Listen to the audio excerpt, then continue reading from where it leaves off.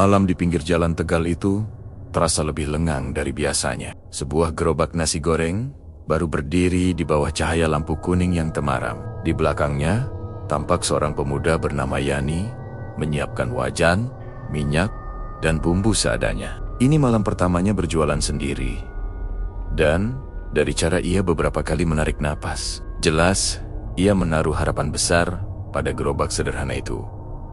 Sejak matahari terbenam, belum ada satupun pembeli menghampiri. Sesekali lewat pengendara motor yang hanya menoleh sebentar, lalu melaju pergi. Yani tetap mencoba terlihat tenang, namun dari caranya menepuk apron lusuhnya, narator bisa merasakan gugup yang ia sembunyikan. Ia sudah meminjam sedikit uang dari tetangga untuk membeli bahan. Kalau malam ini tak ada hasil, ia harus berpikir lebih keras untuk esok. Saat jam hampir menunjukkan 9 malam, angin tipis berembus dari arah sawah. Yani menyalakan kompor kecilnya. Api biru berkedip, memberi sedikit kehangatan. Wajan mulai panas. Aroma bawang yang ditumis seharusnya mengundang orang datang. Tetapi malam itu tetap sunyi. Hanya suara angin yang menyusuri dedaunan di belakang gerobak. Ketika Yani menaburkan bumbu, tiba-tiba ia menghentikan gerakan. Ada sesuatu, seperti sapaan lirih yang muncul dari sisi gerobak. Bukan suara keras, bukan pula suara yang ingin menakut-nakuti. Lebih mirip panggilan halus, seperti seseorang yang berbicara dari kejauhan. "Mas, tenang, why?" Yani menoleh perlahan. Di dekat sebuah pohon besar, berdiri sosok pria tua dengan pakaian sederhana. Wajahnya teduh, tanpa kesan mengancam. Senyumnya lembut, seperti seseorang yang sudah lama mengenal tempat itu. Narator memperhatikan bagaimana Yani terkejut, namun tidak mundur. Seakan kehadiran sosok itu justru membawa perasaan aman. Pria tua itu mendekat beberapa langkah, tetapi tidak menyentuh tanah. Gerakannya ringan, seperti angin. "Aku Mas Wiryo," ucapnya pelan, seolah takut mengagetkan. Yani menelan ludah. Panjenengan butuh sesuatu, Pak?" "Saktirma mampir," jawabnya. "Aku pengen bantu. Masakmu kurang setitik wangi." Narator melihat Yani memandang bumbunya, lalu memandang sosok tersebut. Ada rasa ragu, tapi juga rasa percaya yang tumbuh perlahan. Mungkin karena aura sosok itu sama sekali tidak membawa kesan buruk, justru seperti seseorang yang pernah menghabiskan hidupnya di tempat ini. Mas Wiryo mengangkat tangannya pelan, menunjuk bawang merah yang belum dicincang halus. "Coba digeprek sitik, Mas. Wangi bawang bakal luweh metu." Yani meski bingung mengikuti saran itu. Ia menumis ulang bumbunya. Tak lama kemudian, aroma gurih lembut mulai naik dari permukaan wajan. Aroma itu mengalir terbawa angin, menyusuri jalan yang sepi. Mas Wiryo mengangguk pelan, tampak puas. "Nah, kaya ngono, masak nganggo ati. Mas, wong sing liwat bakal krungu aromane." Narator menyadari bahwa sesuatu berubah malam itu. Kehadiran sosok tak kasat mata itu bukan untuk menakuti atau mengusik. Justru seperti guru lama yang kembali untuk membantu seseorang yang berniat jujur mencari rezeki. Tak sampai 5 menit setelah aroma itu merebak, seorang pengendara motor yang awalnya hanya lewat berhenti dan memutar balik. Ia menarik rem dekat gerobak. "Mas, jual nasi goreng? Wengjin enak banget," katanya. Yani menatap Mas Wiryo sebentar, lalu memulai masakan pertamanya malam itu dengan tangan yang lebih mantap. Di bawah cahaya lampu gerobak, bayangan Mas Wiryo mulai memudar. Namun sebelum banner-banner hilang, ia berkata lirih, "Aku nang kenewe, Mas. Selagi jenengan tulus, aku bakal nuntun."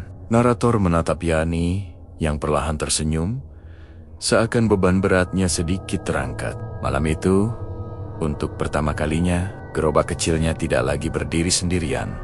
Malam kedua selalu menjadi penentu bagi seorang penjual baru. Dan bagi Yani, malam itu terasa seperti ujian yang lebih berat daripada sebelumnya. Gerobak nasi gorengnya kini berdiri di tempat yang sama, tetapi suasana hatinya berbeda. Ia sudah merasakan adanya pertolongan tak kasat mata dari Mas Wiryo.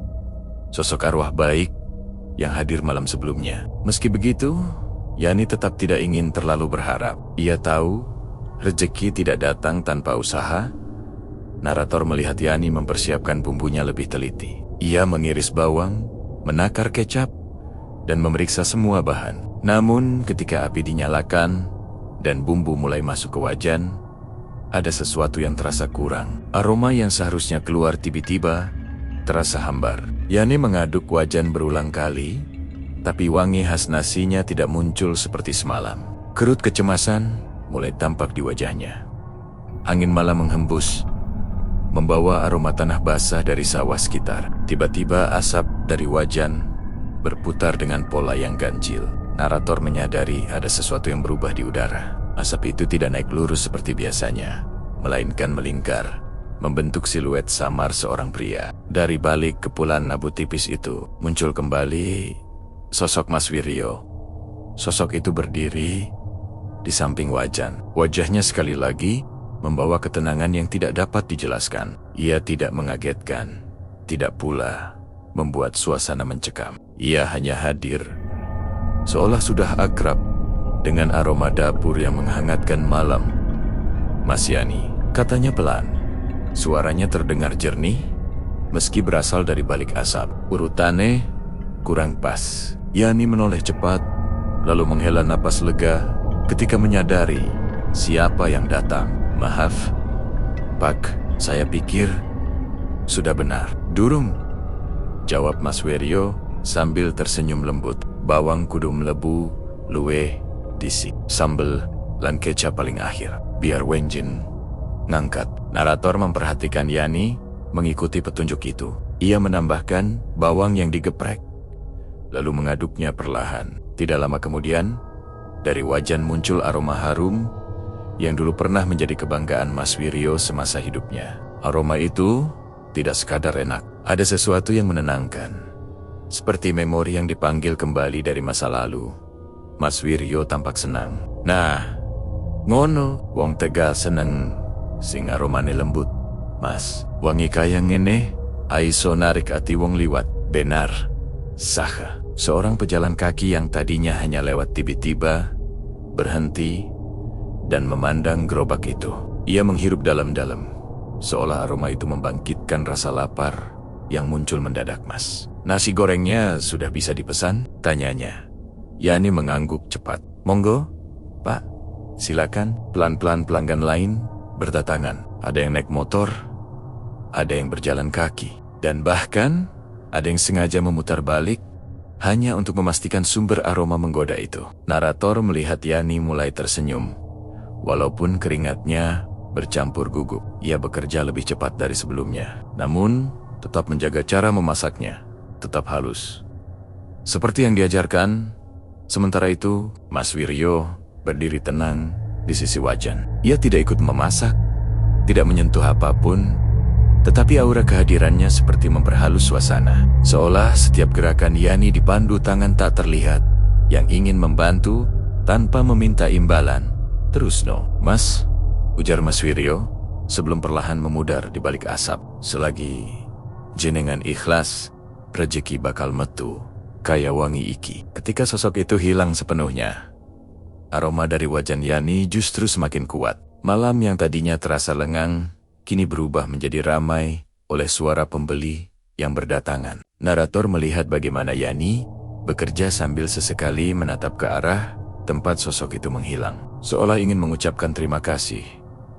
Dan di balik semua keramaian itu, tersisa perasaan bahwa seseorang atau sesuatu masih berada di sana, menjaga aroma nasi goreng itu tetap hidup. Malam ketiga hadir dengan angin yang lebih dingin dari biasanya. Jalanan Tegal yang sebelumnya lengang kini sudah mulai terasa berbeda bagi Yani. Gerobak nasi gorengnya tidak lagi berdiri sendirian. 2 malam berturut-turut ia merasakan kehadiran Mas Wiryo, arwah baik yang seolah mengabdikan diri menjaga wangi masakannya. Meski begitu, Yani tetap menjaga sikapnya untuk tidak berlebihan berharap. Rezeki tetap perlu usaha, dan ia tidak ingin menggantungkan segalanya pada sosok tak kasat mata, narator mengamati Yani, menata kursi plastik di depan gerobaknya. Ada 4 kursi, semuanya berwarna biru pucat. Namun sejak beberapa menit terakhir, satu kursi selalu bergerak sedikit. Seakan ada seseorang yang hendak duduk di sana. Yani tidak menyentuhnya, dan tidak ada angin kencang yang bisa menggesernya. Gerakannya sangat halus, hampir sopan, seperti gerakan orang yang tak ingin menimbulkan kegaduhan. Ketika wajan mulai mengeluarkan aroma, kejadian itu semakin jelas. Kursi yang sama terlihat menempati posisi seolah sedang diduduki seseorang. Yani tidak tampak kaget. Narator melihat ia hanya berhenti sebentar, menghela napas kecil, dan melanjutkan memasak. Mungkin ia sudah belajar memahami bahwa dunia tidak selalu sesempit mata manusia. Tak lama kemudian, datang seorang pelanggan setia dari kampung sekitar. Bu Lastri, perempuan itu membawa tas belanja kecil dan berjalan perlahan menuju gerobak. "Mas Yani, pesen sak porsi," Jo ucapnya ramah. Yani tersenyum. "Nih, Bu, monggo lunggu disik." Namun ketika Bu Lastri hendak duduk, ia memandang ke kursi yang tampak seperti ditempati sesuatu yang tak terlihat. Ia mengerutkan dahi. "Loh, kaya ke kursin." "Kok kaya? Ana wong, Mas?" tanyanya pelan. Narator melihat Yani menahan tawa kecil. "Mungkin kursai miring, Bu." "Biasa," jawabnya sopan. Bu Lastri tidak membalas, tapi sesekali ia melirik kursi itu lagi, seolah tetap merasa ada yang berbeda, walau ia memilih tidak memperpanjang topik. Dalam suasana malam, hal halus seperti itu kerap dianggap angin lewat. Ketika Yani mengaduk wajan, aroma bawang dan kecap mulai menguar. Dan saat itulah, narator merasakan perubahan halus di udara. Ada kehangatan samar yang muncul dan hilang di belakang Yani. Seakan seseorang sedang berdiri memerhatikan dengan cermat. Tampaknya Mas Wiryo hadir lagi. Meski kali ini tidak memperlihatkan sosoknya secara jelas, hanya bayangan samar yang muncul dalam gemuruh asap wajan. Cukup untuk dirasakan, namun tidak cukup untuk ditakuti. Hanya keberadaan yang hangat. Gerobak Yani mulai ramai. 2 motor berhenti, lalu disusul pejalan kaki yang mencium aroma masakannya dari jauh. Entah kebetulan atau bukan, setiap kali aroma itu menguat, kursi kosong yang seakan diduduki itu bergeser sedikit, seperti mengatur ruang bagi pelanggan baru. Bu Lastri yang sedang menunggu pesanannya memperhatikan hal itu lagi. "Mas Yani, akhir-akhir iki jualan rame terus yo." Yani menundukkan kepala sedikit. "Syukur, Bu. Mungkin wengkin cocok karo selera wong-wong." Narator tahu Yani tidak berbohong, tetapi ia juga tidak mengungkapkan keseluruhan cerita. Tidak semua hal harus diucapkan. Ada hal-hal yang lebih baik dibiarkan menjadi rahasia antara manusia dan dunia yang tak terlihat. Pesanan Bu Lastri selesai, dan ia pergi dengan senyum puas. Namun saat langkahnya menjauh, kursi yang tampak seperti ditempati tadi bergeser pelan kembali ke posisi semula, kosong tanpa suara. Yani berdiri diam beberapa detik, memandang kursi itu dengan ekspresi yang sulit ditebak. Bukan takut, bukan pula bingung. Lebih seperti rasa terima kasih kepada sesuatu yang tidak bisa ia sentuh. Narator menyadari sesuatu yang penting malam itu. Bantuan Mas Wiryo tidak hanya soal aroma bumbu atau urutan memasak. Ada sesuatu yang lebih halus, semacam cara menjaga suasana agar orang-orang merasa nyaman, meski mereka tidak sepenuhnya mengerti mengapa. Gerobak Yani kini tidak hanya menjadi tempat menjual makanan, tapi juga tempat di mana dunia manusia dan dunia arwah saling menyapa dengan damai. Dan meski tak seorang pun melihat dengan jelas, semua orang bisa merasakan bahwa nasi goreng Yani membawa kehangatan lebih dari sekadar masakan. Malam itu, untuk pertama kalinya, Yani benar-benar merasakan bahwa keberadaannya tidak lagi sendiri. Ia ditemani secara diam-diam, namun setia oleh seorang arwah, baik yang dulu pernah berdiri di tempat yang sama. Malam keempat menghadirkan suasana yang berbeda di sekitar gerobak Yani. Udara lebih hangat, dan dari jauh terdengar suara obrolan warga yang baru selesai menghadiri acara kampung. Narator memperhatikan Yani yang sore tadi tampak lebih bersemangat daripada biasanya. Bukan karena ia sudah terbiasa berjualan, tetapi karena seorang temannya Guntur berjanji datang membantu.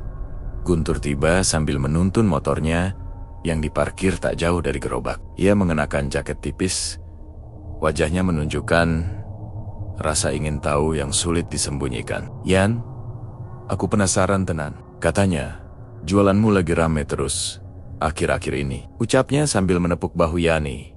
Yani hanya tersenyum dan memintanya duduk. Narator melihat bahwa Yani tidak menceritakan semua hal pada Guntur. Ia tidak pernah menyebutkan kehadiran Mas Wiryo secara langsung. Tidak karena takut, tetapi karena ia tidak ingin membuat temannya salah paham. Cerita tentang arwah yang membantu berjualan tidak mudah diterima semua orang.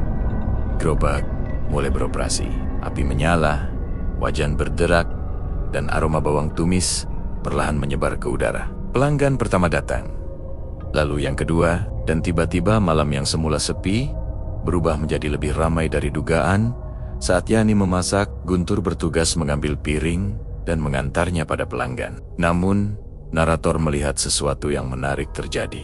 Ketika Guntur hendak mengambil sebuah piring kosong, piring itu bergeser perlahan ke arah wajan. Seolah ada tangan tak terlihat yang mendorongnya. Guntur berhenti mendadak. "Lo Yan, iki piringmu kok pindah dewe yo?" tanyanya dengan mata sedikit membesar. Yani menoleh sambil tetap mengaduk wajan, dan narator menangkap senyum kecil yang muncul di sudut bibirnya. "Itu mungkin kesenggol angin, Mas," jawabnya dengan tenang. Namun Guntur tidak yakin. Tidak ada angin cukup kuat malam itu. Ia memandang sekitar, lalu kembali menatap piring yang kini sudah berada di dekat Yani, siap digunakan. Pelanggannya tertawa kecil, menganggap kejadian itu lucu. "Wah, gerobak sampean pinter, Mas," candanya. Sementara Guntur kembali ke tugasnya. Narator merasakan kehadiran samar di sisi wajan. Dari arah belakang Yani, bayangan tipis terbentuk melalui pantulan cahaya lampu gerobak. Bayangan itu berdiri tegak dengan postur lembut seperti seorang lelaki tua yang sudah sangat akrab dengan pekerjaan memasak. Tidak perlu disebut namanya, kehadirannya saja sudah cukup memberi petunjuk bahwa Mas Wiryo kembali malam itu.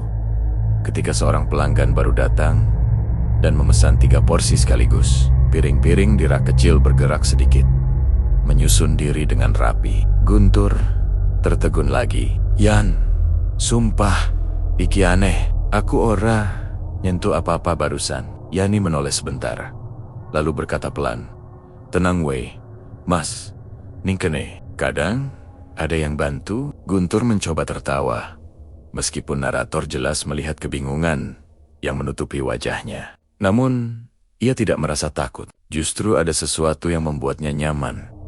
Seakan suasana di gerobak itu dijaga oleh kekuatan halus yang tidak ingin mencelakakan siapapun. Semakin malam, semakin banyak keanehan kecil yang muncul. Piring yang tiba-tiba berada di tangan Yani, padahal barusan masih di rak. Sendok yang bergeser ke posisi yang tepat saat dibutuhkan. Bahkan, kecap yang terbuka sendiri ketika Yani lupa memutarnya. Semua hal itu tidak terjadi dengan kasar. Semuanya berlangsung halus, sopan, dan hampir penuh kasih. Narator melihat bagaimana Yani sesekali mendongak, seolah mengucap terima kasih tanpa suara kepada sosok yang tidak tampak. Dan di setiap gerakan, samar-samar muncul senyum tipis dalam kepulan asap, seperti seseorang yang bangga melihat apa yang ia bantu tumbuhkan. Ketika malam mulai menua dan pelanggan terakhir pergi, Guntur duduk sambil menghela napas panjang. "Yan, aku nggak ngerti apa yang terjadi, tapi aku ngerasa atem, wae, kayak ada sing ngawasi." Yani menatap gerobaknya, lalu melihat tempat kosong di samping pohon besar. Lokasi di mana Mas Wiryo biasa muncul. "Iya Mas, mungkin ada yang menjaga." Narator tahu Guntur tidak sepenuhnya mengerti, tetapi ia menerima penjelasan itu dengan tenang. Di balik gerobak kecil itu, ada persahabatan unik antara manusia dan arwah, baik yang tak banyak terlihat oleh mata, namun sangat terasa oleh hati. Dan malam itu, Yani pulang dengan keyakinan bahwa ia tidak benar-benar bekerja sendirian. Ada sosok lembut yang selalu siap menggeser piring untuknya.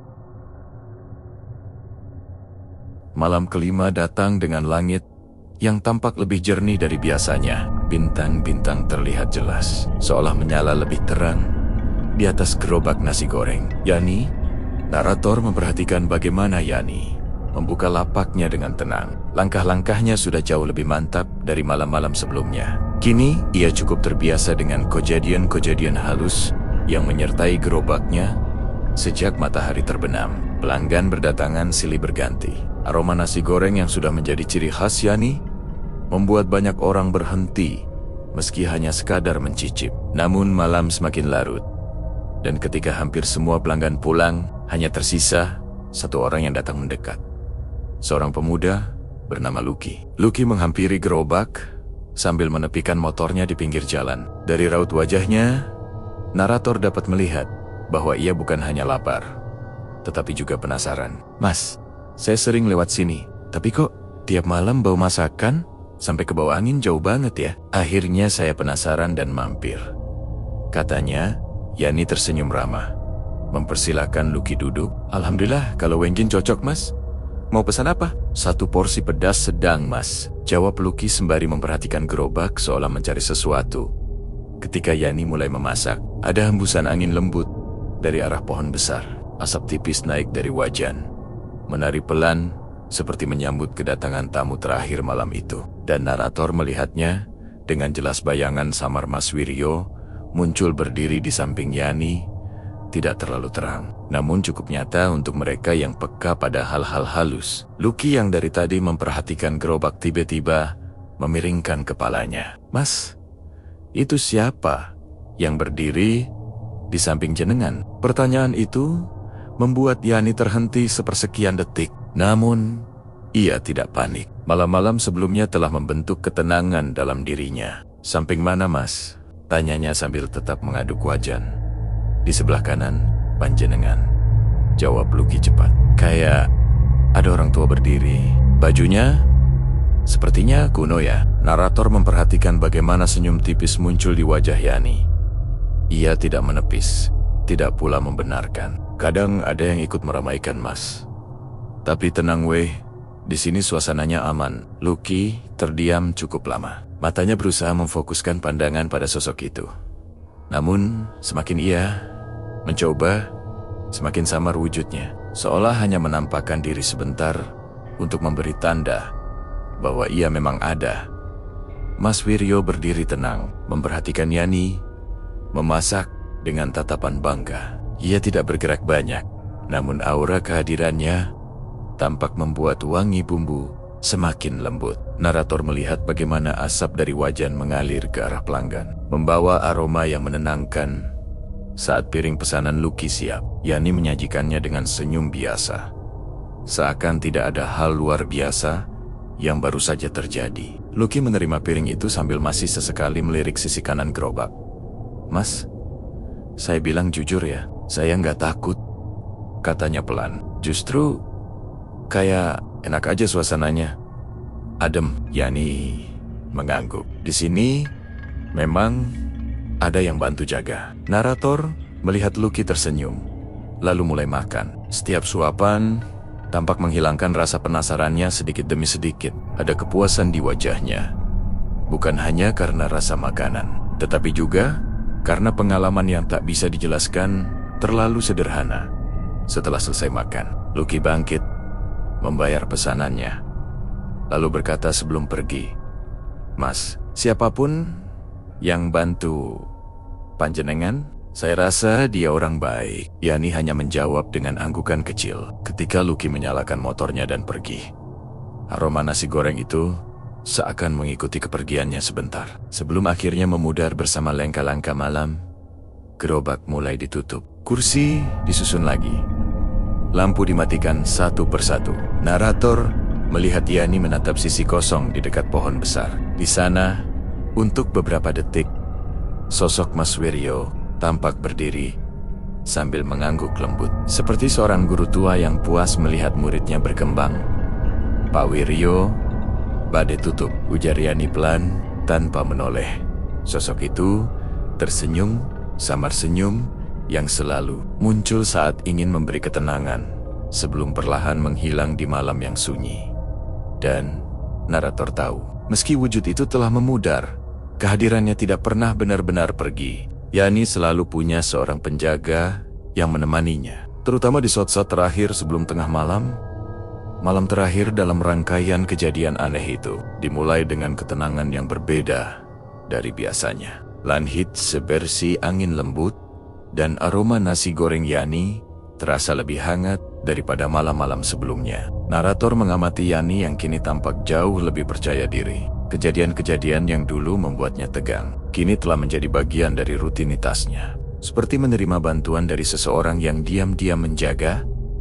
Pelanggan datang dan pergi. Namun, tidak ada kejadian istimewa hingga menjelang waktu tutup. Saat lampu-lampu di sekitar jalan mulai redup, Yani menyapu kursi dan meja kecil yang digunakan pembeli. Semua tampak wajar, hingga narator melihat sesuatu yang tak pernah muncul sebelumnya.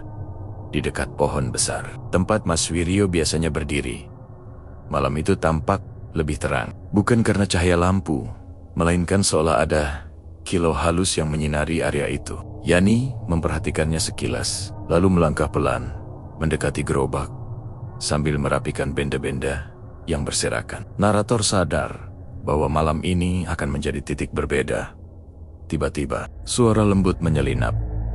Bukan dari seseorang yang hadir secara fisik, melainkan seperti pesan yang mengalir ke hati Yani. Meski tidak terdengar jelas, Yani tampaknya tahu maksudnya, "Pak, jenengan ana?" Bisik Yani perlahan. Tidak ada jawaban berupa suara. Namun, narator melihat sosok samar Mas Wiryo muncul lebih jelas dari biasanya. Tidak menakutkan, tidak mengganggu, justru terlihat lebih damai. Seolah membawa kabar yang menyenangkan, Yani menghela napas pelan. "Matur nuwun. Wis, bantu kulo. Sa, meniko." Sosok itu menatap Yani dengan raut wajah yang menggambarkan rasa bangga. Malam-malam sebelumnya, ia hadir hanya untuk membantu di balik asap mengarahkan aroma, menjaga suasana, dan sesekali menunjukkan diri pada mereka yang peka. Namun, malam ini ada pesan yang lebih dalam di balik kehadirannya. Narator memperhatikan saat sosok itu sedikit menundukkan kepala, seperti seseorang yang pamit dengan hormat. Yani, yang memahami isyarat itu, hanya berkata pelan, "Nek pancen bade tindak, kulo ikhlas, mungkin jenengan tenang." Ucapan itu menggema lembut di antara gelapnya malam. Sosok Mas Wiryo perlahan memudar. Tetapi kali ini bukan seperti biasanya. Tidak hanya menghilang dari pandangan, melainkan seolah menyatu dengan angin yang tenang. Seperti seorang penjaga yang akhirnya menyelesaikan tugasnya. Gerobak nasi goreng dibiarkan berdiri sendiri sesaat. Yani menatap tempat kosong itu lama sekali. Bukan karena sedih, tetapi karena bersyukur telah dibantu sampai sejauh ini. Saat akhirnya lampu gerobak dipadamkan, narator menyadari untuk pertama kalinya sejak awal cerita, Yani berdiri sendirian namun tidak lagi merasa sendiri. Sejak malam itu, gerobak nasi goreng Yani tetap ramai, bukan lagi karena aroma yang dibawa angin secara misterius, melainkan karena tangan Yani sendiri sudah terlatih dan penuh keyakinan. Pelanggan datang dari berbagai tempat, membawa cerita tentang rasa yang tidak pernah berubah hangatnya. Kadang, ada yang bertanya, apakah gerobak Yani masih dijaga? Yani hanya tersenyum dan menjawab, "Saiki sing jaga, insyaallah malaikat." Jawaban sederhana yang membuat para pelanggan tersenyum kembali. Narator melihat bagaimana Yani bekerja lebih mantap dari sebelumnya. Setiap adukan wajan kini terasa seperti doa kecil untuk sosok yang pernah membantunya. Setiap malam, sebelum membuka lapak, Yani selalu mengucapkan kalimat yang sama. "Semoga usaha iki berkah. Mugi sing tahu bantu kulo tansah tentrem." Tidak ada lagi sosok samar di balik asap. Tidak ada lagi bayangan berdiri di samping wajan. Namun narator tahu, kebaikan yang ditinggalkan Mas Wiryo tidak hilang. Ia tetap hidup sebagai semangat yang menguatkan Yani di setiap hari-harinya. Pada akhirnya, kisah Yani bukan hanya tentang nasi goreng yang menjadi ramai karena bantuan yang tak terlihat, tetapi tentang bagaimana seseorang dapat tumbuh ketika disokong oleh niat baik, bahkan dari yang tidak lagi berada di dunia yang sama.